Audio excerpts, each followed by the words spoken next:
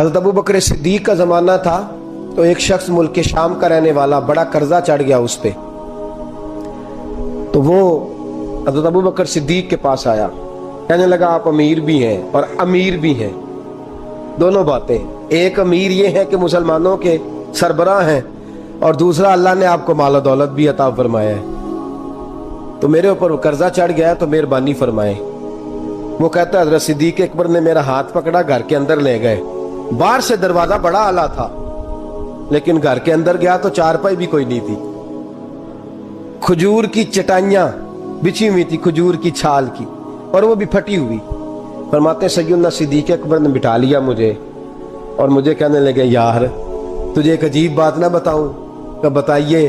فرمانے لگے 3 دن ہو گئے میں نے اناج کا دانہ بھی نہیں کھایا، کھجور کے اوپر گزارا کر لیتا ہوں میں، آج کل حالات میرے ٹھیک نہیں ہیں۔ لگا جی پھر میں کیا کروں؟ تو آپ فرمانے لگے تو عثمان غنی کے پاس جا۔ کس کے پاس؟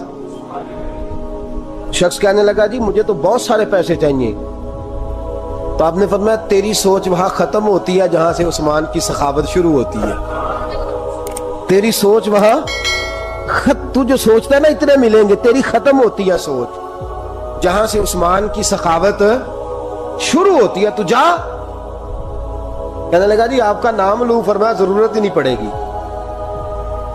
جی میں ذکر کروں گا کہ مجھے امیر المومنین نے بھیجا ہے۔ فرمایا ضرورت ہے، صرف اتنا تو جا کے بتانا کہ میں مقروض ہوں اور رسول اللہ کا نوکر ہوں صلی اللہ علیہ، اتنا بتانا کہ مسلمان ہوں، مصطفیٰ کا غلام، بس، اور کسی اضافے کی ضرورت۔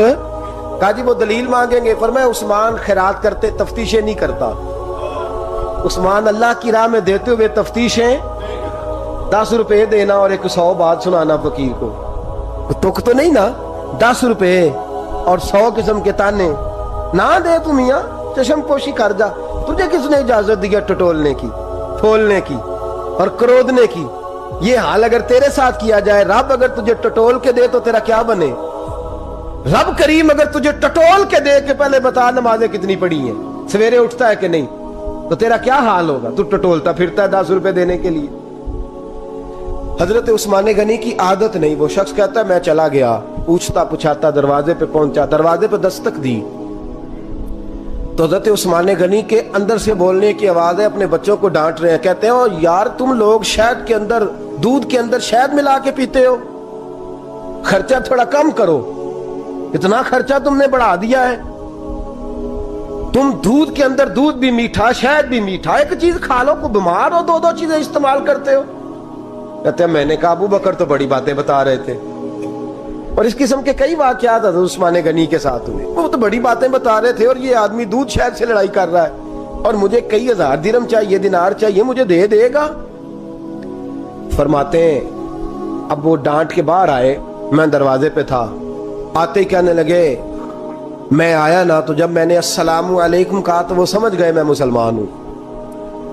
کہتے ہیں وعلیکم کہا تو پہلا جملہ انہوں نے جو بولا وہ ان کے بڑے پن کا مظاہرہ تھا۔ کہنے لگے بچوں کو ایک بات سمجھانی تھی، آنے میں مجھے 1.5-2 منٹ لگ گئے، تو دروازے پہ کھڑا رہا، مجھے معاف کر دینا۔ بڑے لوگوں کی بڑی باتیں، بڑے لوگوں کی بڑی باتیں، اتنا بڑا قد ہے اتنا بڑا اخلاق ہے۔ کہنے لگے تجھے ایک بات بچوں سے کرنے لگ گیا تھا، تجھے انتظار کرنا پڑا، ذرا درگزر کرنا۔ کہتے ہیں پھر انہوں نے دروازہ کھولا، جو اس وقت ان کا ماحول تھا، حویلی کا، ڈرائنگ روم کا، جو بھی، مجھے بٹھایا۔ کہتے ہیں میرے لیے جو پہلی چیز آئی وہ دودھ کے اندر شہد ڈال کے وہ لائے۔ کہتے ہیں میرے دل میں خیال آیا گھر میں جھگڑا کر رہے تھے، مجھے پلایا، اس کے بعد کھجوروں کا حلوہ آ گیا۔ کہتے ہیں میں نے کہا بچوں کو کہہ رہے تھے ایک میٹھی چیز استعمال کرو، میرے لیے 3 آ گئی ہیں، 3 آ گئی، عجیب شخص ہے۔ کہتے ہیں میں لیکن ابھی میرا تصور جمع نہیں، میں نے کہا اتنا تگڑا نہیں جتنا حضرت ابو بکر نے بتایا ہے۔